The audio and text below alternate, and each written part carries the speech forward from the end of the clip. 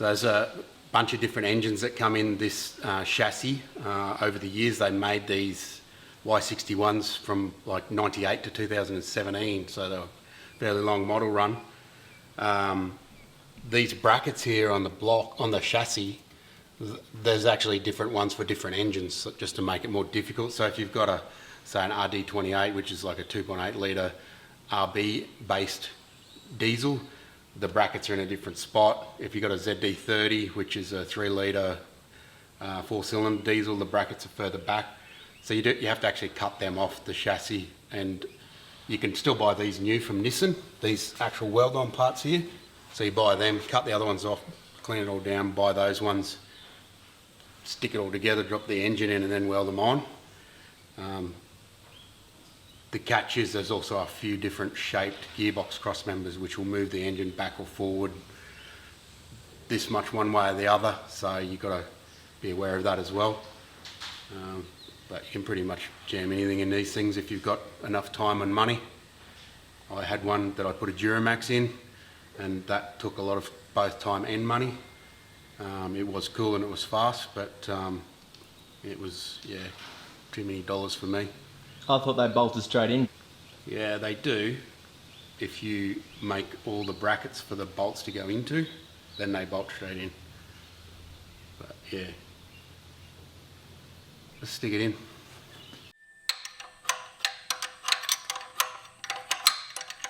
Not going to reuse the old engine mounts, bro. No, I got some new one-piece ones.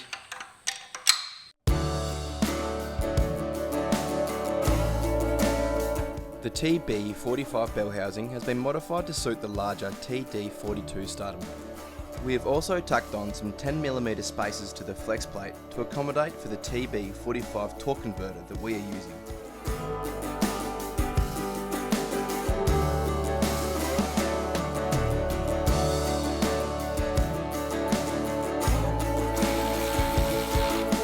Once the engine is positioned in the bay, we can tighten up the bell housing bolts, engine mounts, and also our torque converter bolts.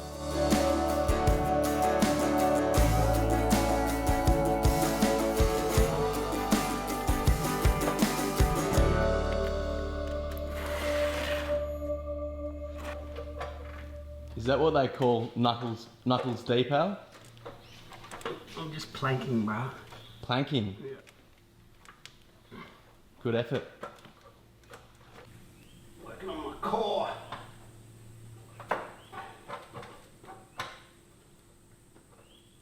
Nissan Pilates. So Al, the motor's in. Yeah. What's happening now? I'm just plumbing up some stuff.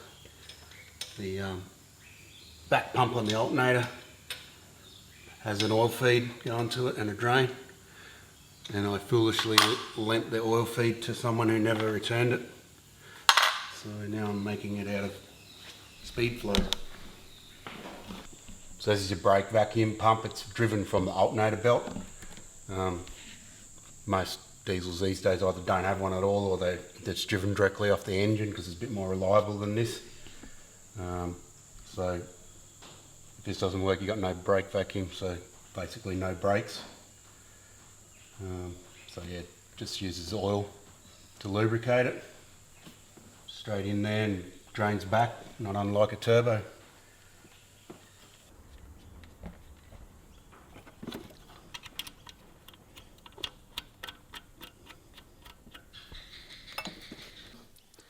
So you can see I've screwed a brass barb into that drain fitting, NPT fitting, and I welded onto the sump. That's the oil drain for the turbo. Because this is a non-turbo engine, it doesn't have the facilities that the turbo engine has for draining oil and feeding it, but they have a lot of these little bungs like in the block for the oil galleries. They're all over the place, just how they drill the galleries when they make the block. So this one here is the one you use for the oil feed.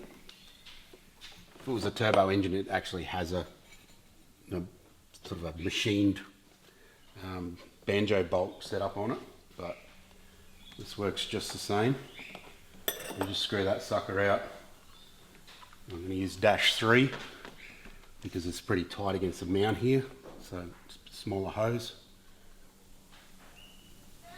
Bit of spooge on him.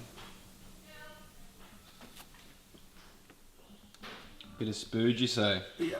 And also, being Japanese, it is not NPT, it is BSP, which is not the same. So it's just a slightly different threads per inch, 1 thread per inch difference, and the tape is different. So if you try to screw NPT into Nissan, Subaru, Toyota, you'll get 1 thread in because it's a different taper on the thread, and the NPT is a lot larger at the start of the thread. So you have to go for the BSP option if you want to screw things into the block on most of the Japanese engines.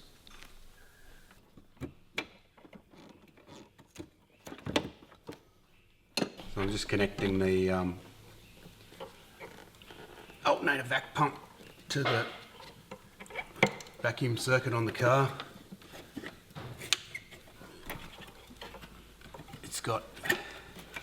It already had all this vacuum rubbish here for supplying this canister, which is a reservoir, because it's got a diff lock that's vacuum actuated, rear diff lock.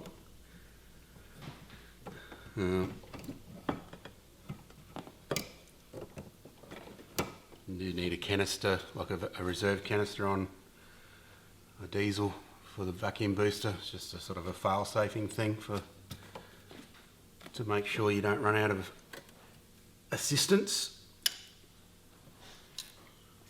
This is the same as what this engine had on it before, so I'm just going to use that.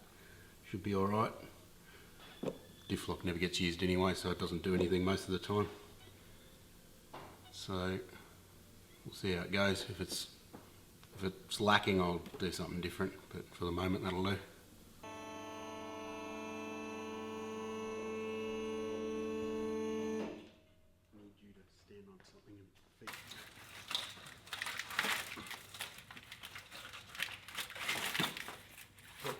Keep pulling.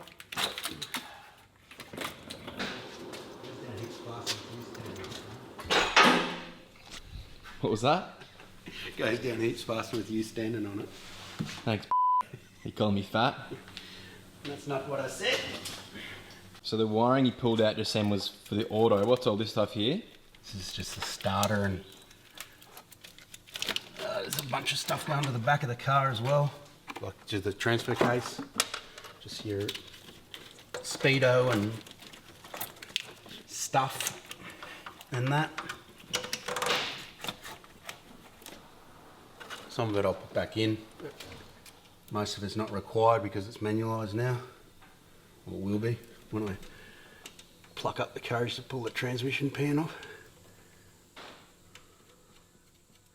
And when you manualise it, what do you do there? You just wire in that box of unicorns? No, there's no box of unicorns. It's all fully manual. The valve body's been modified just so it shifts gears like a old Turbo 400 or whatever. So many Nissan brackets. They love a bracket. All the better.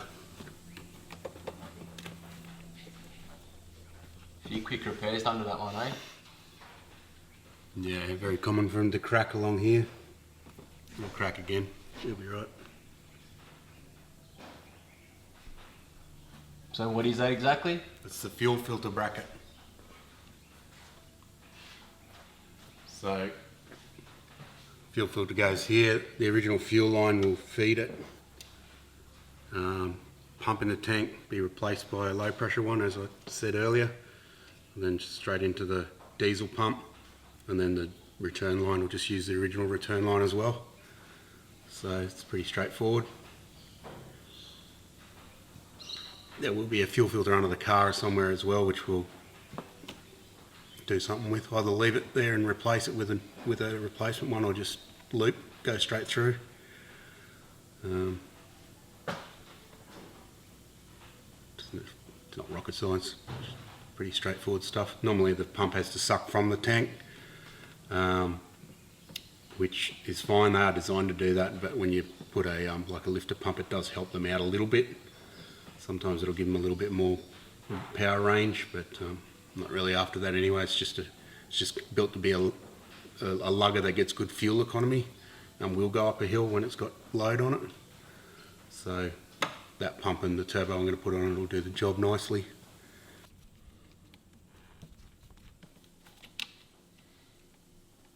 Hey Al, want to know a cool story? I know where to get one if I want one. Tell me. That tape you've got over the inlet there. Yeah. This is going to be a cool story, I already know that. I flew that back from the States when we went and did the Subaru Ute with Roadkill. And that was part of the supplies we had for the Ute. That's amazing. Now it's on your... You know it would be good What's that? if your story had more dragons. Nah. There was one on the plane. Her name was Sally.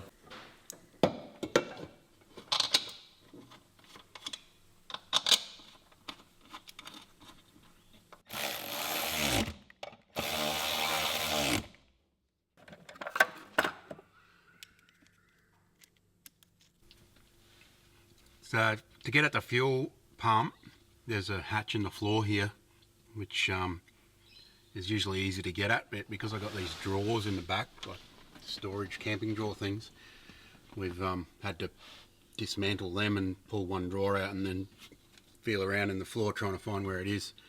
You've got to take the whole lot out to be able to get the carpet up, which I'm not going to do, so I've just cut a hatch in the carpet because it's never going to not have these drawers in it, so it doesn't matter. And we've found the fuel pump access hole.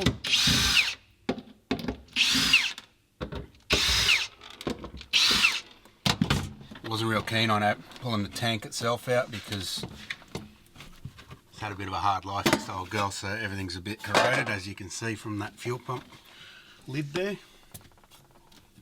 So I didn't really want to go through that. So why are we doing this for, Al? You know, we've got to take the high pressure pump out of the tank and put the low pressure one that I've got in there instead, because it's just going to be feeding the diesel pump, so you can't run, well, it'd be unlimited pressure with this pump in there. It'd be blowing the diesel pump inside out. So just going to replace it with a Pierberg low pressure lift pump, which is an in-tank unit. It's the same thing I used on my Duramax conversion when I did it, and it worked great. So also makes it easier to do your fuel filters and stuff like that, because you just turn the key on and it just pumps all the air out and off you go. So the only other thing we've got to do with the fuel system is replace the fuel filler, or fuel fillers. There's two of them because there's two fuel tanks, just with a diesel one, which also includes a different tank vent, because this tank vents into the charcoal canister, which diesel fuel does not require a canister because it doesn't vaporize, because it's more oily. So once we've done that, our fuel system's good to go. So pretty straightforward as far as engine conversions go, or fuel conversions go. Let me just blow some of the rust off.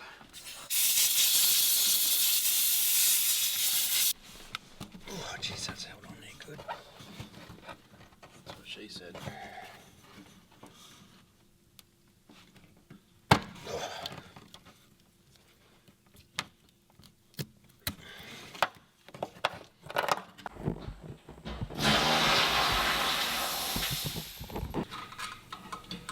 Slimy.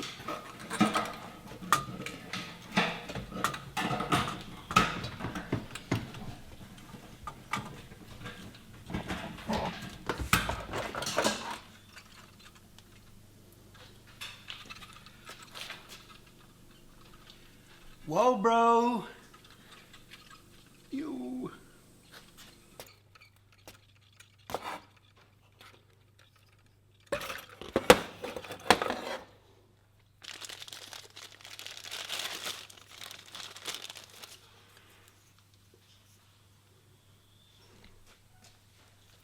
You Gaddy Veyron stuff, Al. V12 Mercedes, I think. Something like that. What kind of dodgy stuff you doing here? I'm just harvesting some mower fuel out of the tank. Mower fuel? Still got a bit in it, so which is amazing because it uses a lot of fuel with that epoxy engine in it. But still a bit in there, so I've got to pump it out. So I just jerry-rigged the wheelbarrow up with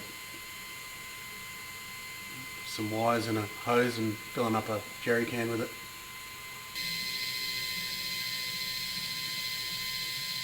So you can see the old trusty wheelbarrow doing its thing down there, pumping out all that pesky old not diesel fuel.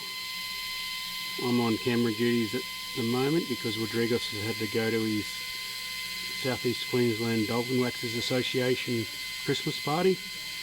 That time of year, there's Christmas parties on all the time. So let's watch grass grow while the wheelbarrow does its thing. Tank is free of non-diesel fuel now, so we're going to throw the new rig in.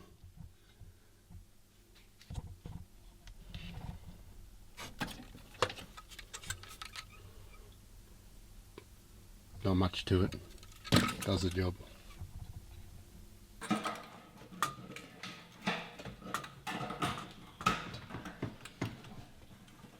Some of you might be wondering why we're changing the fuel inlet. It's because in Australia we have a restricted fuel nozzle for unleaded fuel. You can see there's a flap in there, and they take a smaller pump nozzle, and this was originally done back in the 80s when we changed from super, like a leaded fuel, to unleaded, and that was to stop people putting leaded fuel in their cars. And for some reason we still have it, even though we haven't had leaded fuel for a long time. So the diesel fuel filler obviously doesn't have that, so you can't put the diesel nozzle in the leaded filler, so we have to change it. So that pinky coloured hose there, that's actually the diesel tank breather. That's all it originally had, just goes to the top of the tank. The petrol system has got a bunch of valves and weird things up in there for expansion of petrol, so I've just got to go in there and sort of divide all that up and get rid of it so I can connect it just to that. So that'll be a bit of fun because it's obviously really easy to get at.